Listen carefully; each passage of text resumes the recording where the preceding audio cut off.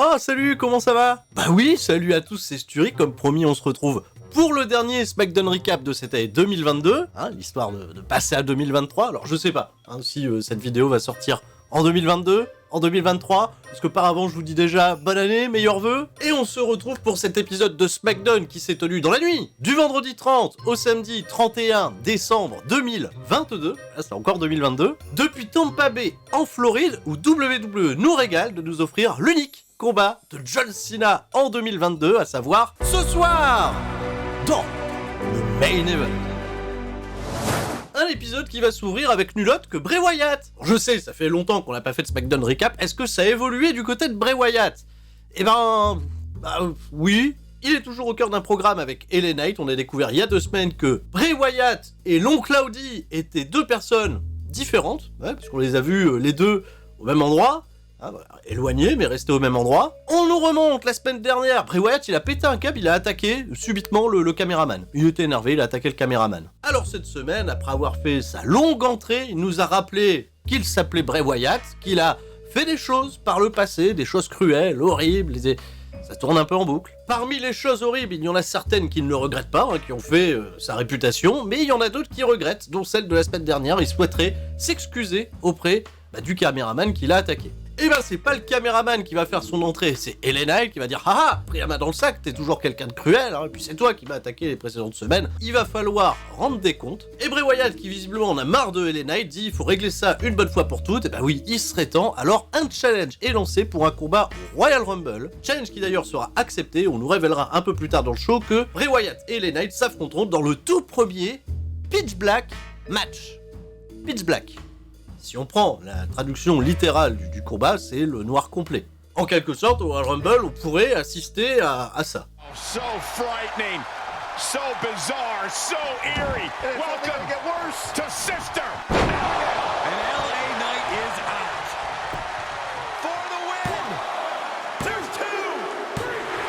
And now we're gonna do it, folks. Mais le segment ne s'arrêtera pas là, puisqu'à la toute fin de celui-ci, la musique de, on suppose, l'oncle Claudie, musique très stylax d'ailleurs, retentit dans l'arène et celui qu'on pressent être l'oncle Claudie fait son entrée. Alors le masque a un peu évolué, les cheveux d'ailleurs ont un peu poussé, et là évidemment tout le monde se demande, mais qui est derrière ce masque de l'oncle Claudie? Ce dernier va faire une petite feinte, il va d'abord se ranger du côté de Bray Wyatt, pour pourquoi pas s'allier avec lui, attaquer LA Knight, et finalement non, il se retournera contre Bray Wyatt et lui portera son propre finish, à savoir le Sister Abigail. Évidemment, on en saura plus en 2023. LA Knight qui s'est dépêché de quitter vite fait la scène du crime en est resté totalement pantois. Les gens aussi, je crois, tout Tampa Bay, il y a de la pantoiserie partout, sauf Bray Wyatt, qui est resté KO au sol. Et là, on peut se reposer la question. Alors c'est qui? C'est qui l'oncle Claudie? Est-ce qu'il faut fatalement que ça soit quelqu'un? Sami Zayn backstage ce soir, c'est un soir très important pour lui, il fait équipe avec son chef tribal Roman Reigns pour faire face à Kevin Owens et John Cena, je vais encore le dire, mais c'est ce soir dans le Main Event. Et avant de rentrer dans le vestiaire de la Bloodline, il tombe sur Paul Heyman. Paul Heyman qui demande gentiment à Sami Zayn comment s'est passé ton Hanouka, au moins aussi bien que ton Ramadan. Ouais, je déconne pas, ils ont vraiment dit ça. Et Paul Heyman, il laisse sous-entendre à Sami Zayn que oui, dans la Bloodline, Sami Zayn, il y a beaucoup de chance Sami. Les gens, c'est vrai, ils adorent Sami Zayn, tout le monde aime Sami Zayn. Et faudrait pas qu'à un moment ça nuise à l'image de Roman Reigns. Parce que c'est quand même lui la grande superstar, tout ça. Donc attention, Sami Zayn, il fait non, mais je veux pas faire de l'ombre à notre chef tribal, faut pas déconner, tout ça. Et Paul Heyman, lui aussi, il dit mais attention, je veux pas mal me faire comprendre, ta place, elle est avec nous, tout ça. Mais ça met quelques petites graines. Et c'est vrai que la semaine dernière, il a eu une grosse promo, Sami Zayn, pour dire à quel point il allait détruire John Cena et Kevin Owens ce soir. Et c'est vrai que ça fait sens, malgré les événements qui se sont déroulés lors des Survivor Series, Sami Zayn restera-t-il ad vitam aeternam avec la Bloodline? Peut-être, des éléments de réponse.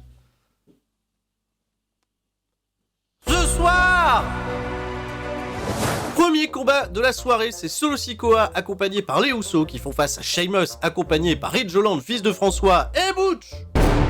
Pendant l'entrée des catcheurs, Michael Cole tient à présenter ses sincères condoléances à Don West, qui a été une figure impactante. Putain, c'est ce qu'il a dit, impactante, parce que c'était un commentateur emblématique de Impact. Alors, je suis content que WWE fasse au moins un petit hommage, au moins que ça soit dit, parce que bon, Don West, il est parti assez jeune finalement, même pas 60 ans. Le jeu de mots, alors en tout cas, ça ne regarde que moi, c'était peut-être un peu de trop. Sheamus contre Solo Sikoa, ça va durer 11 minutes, et évidemment, il va se passer des choses à l'extérieur du ring, où ça va partir en couille entre les Brawling Brutes et les Usos. Globalement, le match est plutôt bon, il donne même envie d'en voir d'autres, et Solo Sikoa va s'imposer, suite à la distraction des Usos et des Brutes qui se battaient à l'extérieur. Le Samoan Spike en hommage à Umaga, 1, 2, 3, et la Bloodline ne va pas s'arrêter là, puisqu'elle va souhaiter infliger à Sheamus le même traitement qu'elle a réservé à Riddle il y a quelques semaines. Mais le kebabier Drew McIntyre fait son retour, fait le save et débarrasse le ring de toute la Bloodline. L'affiche Solo Sikoa Drew McIntyre est en train de se dessiner et sera, à n'en point douter, un des matchs importants de 2023.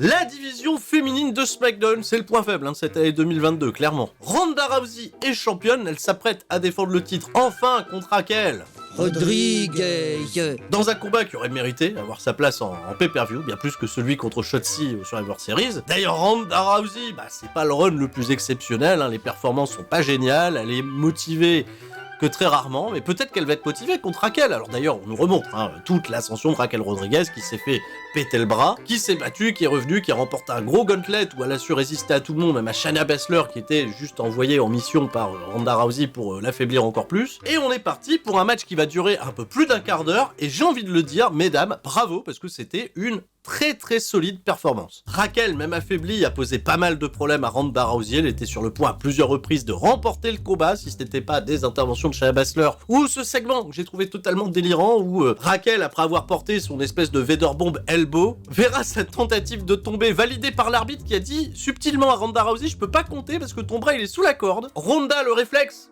elle remet son bras dans le ring. Comme ça, l'arbitre potentiellement il peut se mettre à compter, et c'est Shayna Baszler qui vient lui mettre au tout dernier moment la jambe dans la corde. Ça, c'était pas très cohérent, mais ça m'a amusé. Malheureusement, Raquel va finir par succomber après une espèce de avalanche arm drag. Alors en fait, c'est Ronda Rousey, elle s'est retrouvée sur les épaules de Raquel depuis la 3e corde. Elle lui a attrapé le bras blessé et la manœuvre était très impressionnante parce que tenir en équilibre comme ça en hauteur, c'était pas banal. Elles sont tombées au ring, Ronda, elle a pas lâché la prise et Raquel n'avait pas d'autre choix que d'abandonner. Une victoire plutôt forte pour Ronda Rousey et peut-être même l'une de ses meilleures performances depuis très longtemps.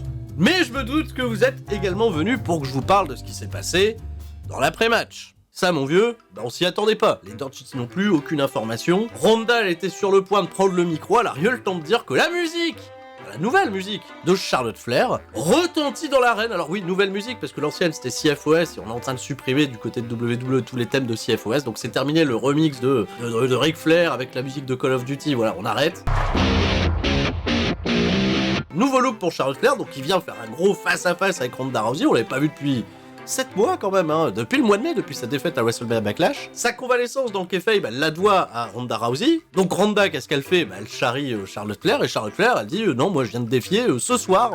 Quoi ? Ce soir ?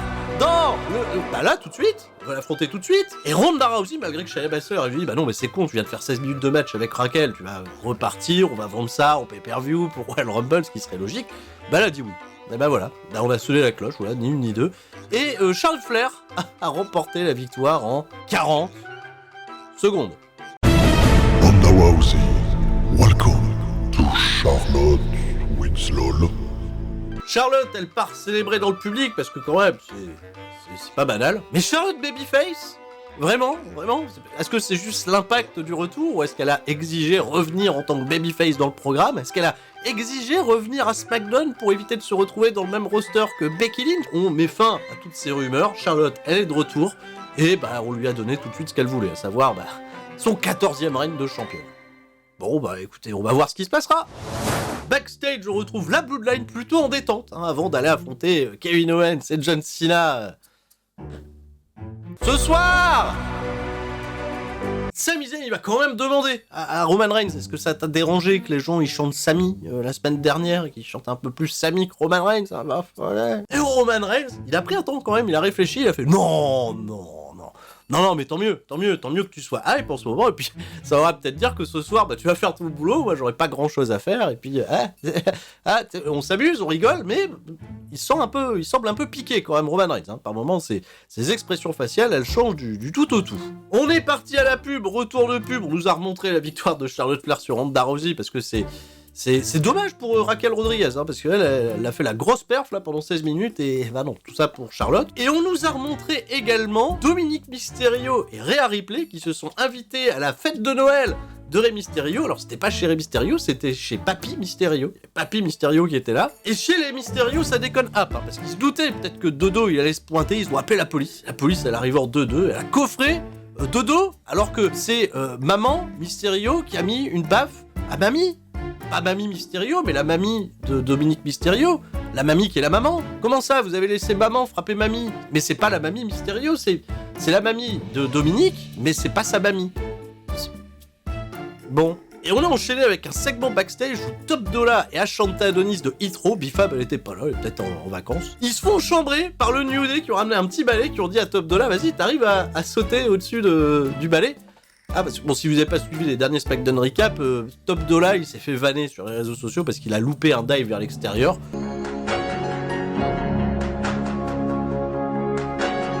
Et de ce fait, t'as tout le roster des Babyface, avec aussi Massé et Mansoir, qui sont là aussi. Riddick Moss, Ricochet, ils sont tous en train de se foutre de la gueule de Top Dollar. Alors Hitro, on va pas tarder à s'appeler Hitrop. Ah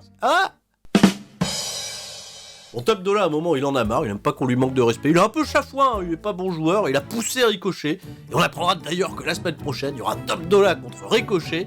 Et celui qui gagnera le match se qualifiera au Royal Rumble. Voilà. Et je vous rappelle qu'au Royal Rumble, on est éliminé en passant au-dessus de la 3ème corde, chose que Top Dollar a un peu de mal à faire, donc c'est peut-être un futur favori. Imperium fait son arrivée au ring, il n'y a pas de match de prévu, non, c'est juste Gunther, le champion intercontinental, Ludwig Kaiser et Giovanni Vinci qui viennent faire une rétrospective de toutes les grosses victoires de Gunther et toutes ses défenses de titre au championnat intercontinental.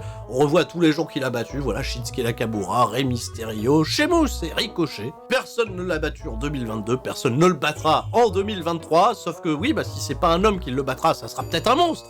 C'est exactement les mots que va prononcer Braun Strowman qui vient défier Imperium, enfin plus particulièrement Gunther. Gunther, est-ce qu'il a peur encore de Braun Strowman? Et bah oui, il était sur le point de partir, Braun Strowman il l'a rattrapé, il a attaqué tout le monde, mais ça s'est retourné contre lui quand il a fait le chouchou autour du ring. Et il s'est pris une petite passe de toréador, il a foncé directement dans les barricades, et derrière il s'est fait casser la gueule par Gunther. Et le match a été annoncé pour... C'est pourquoi c'est pour dans 2 semaines, voilà, dans 2 semaines.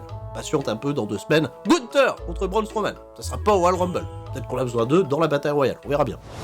Allez, on est parti. Le main event. Ils ont répété pendant tout le show que c'était le match le plus important de l'année 2022. Ils ont pas une bonne mémoire parce qu'il y avait déjà eu le match plus gros main event de l'histoire de WrestleMania. Donc quand même, là, ça prend tous les WrestleMania, donc il y en a quand même pas loin d'une quarantaine. Et donc, le match le plus important de 2022 serait plus important que tous les main events de tous les WrestleMania. Il faut bien ça pour un match de 10 minutes, où John Cena a été l'homme légal pendant uniquement 30 secondes. Avant de mal parler, Kevin Owens fait son entrée, belle réaction du public, John Cena, la foule est en délire, il revient, il est content, il s'adresse au caméraman. Alors attention, parce que ça c'est précis, il s'adresse au caméraman qui d'habitude le filme quand il fait ses entrées, mais là c'est pas le même, donc il s'adresse au caméraman à travers le caméraman pour le remercier, il dit merci pendant 20 ans de me filmer, de me laisser dire tes conneries en disant ça va être une dure soirée, voilà, il monte son petit truc, il fait John Cena, parce que c'est toujours le même caméraman et à chaque fois il a toujours une interaction avec, qui s'appelle Stu, et visiblement il est pas là, donc il a dit qu'il regarde probablement à la maison, donc voilà, il a parlé au caméraman pour parler à un autre caméraman qui est plus là, qui j'espère va bien d'ailleurs, on sait pas, et hop, il a tracé au ring. La Bloodline elle fait son entrée très stylax, bien sûr, et la première confrontation, c'est pas John Cena contre Roman Reigns, c'est Kevin Owens contre Sami Zayn. On va faire monter la pression pour le tag de John Cena, d'ailleurs ils vont la faire monter très fort, puisque Roman Reigns il va venir confronter Kevin Owens, de se faire les joueurs et récapitulent. Non, on veut Cena, dégage Kevin Owens. On veut Cena. Cena il fait des tronches pendant tout son truc là. Puis, moi, vous voulez moi.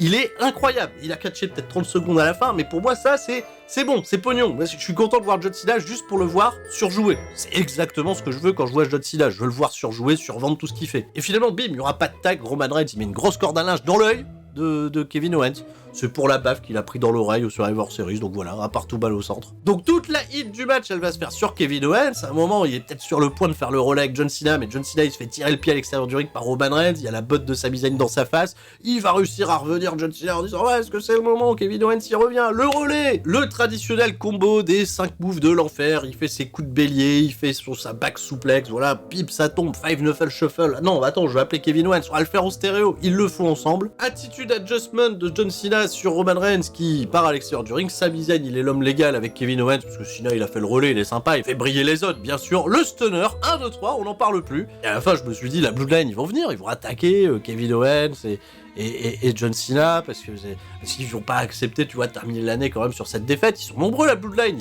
ils sont 15. Et ben non, on a laissé John Cena, Kevin Owens célébrer un bon moment pour bien finir l'année. Et John Cena, il a... pour ma part, ce mission accompli. Je m'attendais pas à beaucoup plus. Ils ont donné un feel-good moment à tout le monde. Enfin, apparemment pas à tous les fans, parce que j'ai ouvert Twitter, j'ai vu que ça a râlé. Mais ce qui est intéressant dans tout ça, c'est que c'est Sami Zayn qui a pris le tombé, qui a fait perdre la Bloodline, et ça donnera un petit élément supplémentaire à l'intrigue avec Sami Zayn, la Bloodline, ad vitam aeternam. C'est ce qu'on va lui reprocher d'avoir perdu le match? Réponse la semaine prochaine, et réponse en 2023. C'est là, c'est le moment où on fait les blagues, on se dit à l'année prochaine. Sauf si cette vidéo, je l'ai pas sortie au bon moment. Voilà, c'est tout pour moi. C'était Sturi. Voilà. Et restez forts. Et merci pour cette année 2022. D'ailleurs, oh là là, si vous êtes restés jusque-là, il y a une grosse annonce que je suis en train de travailler sur une vidéo rétrospective des meilleurs moments de l'année 2022. Voilà, dans le monde du catch. Alors à la base, je voulais faire un top 10, puis je me suis rendu compte qu'il y avait beaucoup plus que 10 choses à mettre dans le classement. Alors ça sera pas un classement, voilà, on va pas classer les choses, il y a au moins une centaine d'événements qui se sont passés en 2022 que j'ai jugés importants, il y en a certains que je vais oublier, voilà, il y aura une grosse chronologie, et ça vous permettra de revivre en quelques minutes.